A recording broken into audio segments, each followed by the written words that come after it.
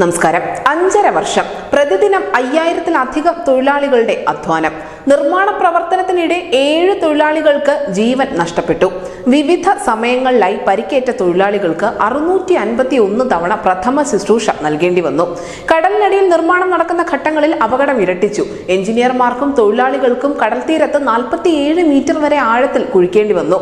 വെള്ളത്തിനടിയിലൂടെയുള്ള pipe ലൈനുകൾ, വാർത്താ വിതരണ കേബിളുകൾ തുടങ്ങിയവയ്ക്ക് കേടുപാടുകൾ വരുത്താതിരിക്കാൻ എഞ്ചിനീയർമാർ കൂടുതൽ ശ്രദ്ധിക്കേണ്ടി വന്നു.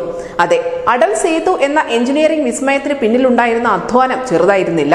വെള്ളിയാഴ്ചയാണ് പ്രധാനമന്ത്രി നരേന്ദ്രമോദി രാജ്യത്തെ ഏറ്റവും വലിയ കടൽപ്പാലമായ മുംബൈ ട്രാൻസ് ഹാർബർ ലിങ്ക് അഥവാ അടൽ സേതു രാജ്യത്തിന് സമർപ്പിച്ചത്. രാജ്യത്തെ എഞ്ചിനീയറിംഗ് മികവിന് ഇതിന് പകരം വയ്ക്കാൻ മറ്റൊന്നില്ല. ഏതാണ്ട് 18,000 കോടി ചിലവിൽ താനെ കടലിടുക്കിന് കുറുകെ മുംബൈയും നവി മുംബൈയും ബന്ധിപ്പിച്ച് നിർമ്മിച്ച പാലത്തിന് 21.8 കിലോമീറ്ററാണ് നീളം. ലോകത്തെ തന്നെ ഏറ്റവും നീളമേറിയ 12ാമത്തെ പാലമെന്ന റെക്കോർഡും അടൽ സേതുവിന് തന്നെ. ഗതാഗത കുരുക്കിൽ ശ്വാസം മുട്ടുന്ന മുംബൈ എന്ന മഹാനഗരത്തിന് ലഭിച്ച ജീവവായു കൂടിയാണ് ഈ വമ്പൻ പാലം. നവി മുംബൈയിൽ നിന്നും മുംബൈയിലേക്ക് എത്താനുള്ള സമയം 1.5 മണിക്കൂറിൽ നിന്നും 20 മിനിറ്റായി ചുരുങ്ങുകയാണ് അടൽ സേതുവിലൂടെ. മുൻ പ്രധാനമന്ത്രി അടൽ ബിഹാരി വാജ്പേയിയുടെ സ്മരണാർത്ഥമായാണ് മഹാരാഷ്ട്ര സർക്കാർ പാലത്തിന് അടൽ സേതു എന്ന പേര് നൽകിയത്. എന്തായാലും കൗതുകകരമായ ധാരാളം വിവരങ്ങൾ അടൽ സേതുവിനെ പറ്റി ഇന്റർനെറ്റിൽ തിരഞ്ഞാൽ ലഭിക്കും. പക്ഷെ ജപ്പാൻകാർ മറ്റൊന്നാണ് ചർച്ചയാക്കിയിരിക്കുന്നത്. പ്രധാനമന്ത്രി നരേന്ദ്രമോദി അടൽ സേതുവിന്റെ ഉദ്ഘാടന വേളയിൽ അവരുടെ മുൻ പ്രധാനമന്ത്രിയെ കുറിച്ച് പറഞ്ഞ ചില വാക്കുകൾ. ഇന്ന് എന്റെ പ്രിയ സുഹൃത്ത് അന്തരിച്ച ഷിൻസോ ആബെയെ ഓർക്കാൻ ഞാൻ ആഗ്രഹിക്കുന്നു. ഞങ്ങൾ രണ്ടുപേരും മുംബൈ ട്രാൻസ് ഹാർബർ ലിങ്ക് പദ്ധതി പൂർത്തിയാക്കുമെന്ന് പ്രതിജ്ഞയെടുത്തവരായിരുന്നു. ഈ വാക്കുകളാണ് ജപ്പാൻ ജനതയെ വികാരഭരിതരാക്കിയിരിക്കുന്നത്. Mumbai metropolitan region development authority Japan international cooperation ഏജൻസിയിൽ നിന്നും 15,109 കോടി രൂപ വായ്പ സ്വീകരിച്ച ശേഷം വർഷങ്ങളായി അനിശ്ചിതത്വത്തിലായിരുന്ന മുംബൈ ട്രാൻസ് ഹാർബർ ലിങ്ക് പദ്ധതിക്ക് 2017 പുതിയ ജീവൻ ലഭിക്കുന്നത്. 2018 ഏപ്രിലിൽ പദ്ധതിയുടെ പ്രവർത്തനം പുനരാരംഭിക്കുകയായിരുന്നു. ജപ്പാന്റെ ചരിത്രത്തിൽ തന്നെ ഏറ്റവും അധികം കാലം പ്രധാനമന്ത്രി സ്ഥാനം അലങ്കരിച്ച നേതാവായിരുന്നു ഷിൻസോ ആബെ. ലിബറൽ ഡെമോക്രാറ്റിക് പാർട്ടിയിലെ കരുത്തൻ. 2006 മുതൽ 2007 വരെയും പിന്നീട് 2012 മുതൽ 2020 വരെയും പ്രധാനമന്ത്രി പദത്തിലിരുന്നു.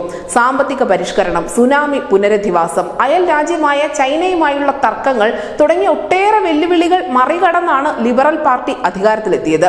ഇന്ത്യയുടെ അടുത്ത ബന്ധം പുലർത്തിയിരുന്നു ആബെ.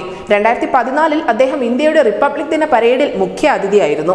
ഇന്ത്യൻ റിപ്പബ്ലിക് ദിന പരേഡിൽ പങ്കെടുക്കുന്ന ആദ്യ ജപ്പാൻ പ്രധാനമന്ത്രിയായിരുന്നു ഷിൻസോ ആബെ.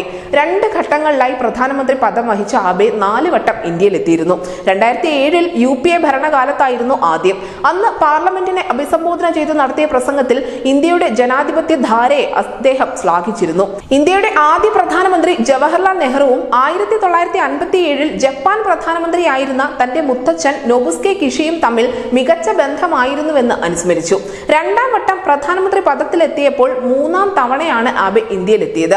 2021 അദ്ദേഹത്തിന് പത്മവിഭൂഷൺ നൽകി നമ്മുടെ രാജ്യം ആദരിച്ചു. അഹമ്മദാബാദ് മുംബൈ ബുള്ളറ്റ് ട്രെയിൻ പദ്ധതി അടക്കം ഇന്ത്യയുടെ നിരവധി വികസന പദ്ധതികളിൽ ജപ്പാൻ പങ്കാളിയായത് ആബെയുടെ ഭരണകാലത്താണ്. പക്ഷേ 2022 ജൂലൈ 8 തെരഞ്ഞെടുപ്പ് പ്രചരണത്തിനിടെ ആബെ വെടിയേറ്റ് കൊല്ലപ്പെട്ടു. അദ്ദേഹത്തിന്റെ സംസ്കാര ചടങ്ങിൽ സുരക്ഷാ വെല്ലുവിളികൾ ഏറെ ഉണ്ടായിരുന്നിട്ട് പോലും നരേന്ദ്രമോദി പങ്കെടുത്തിരുന്നു.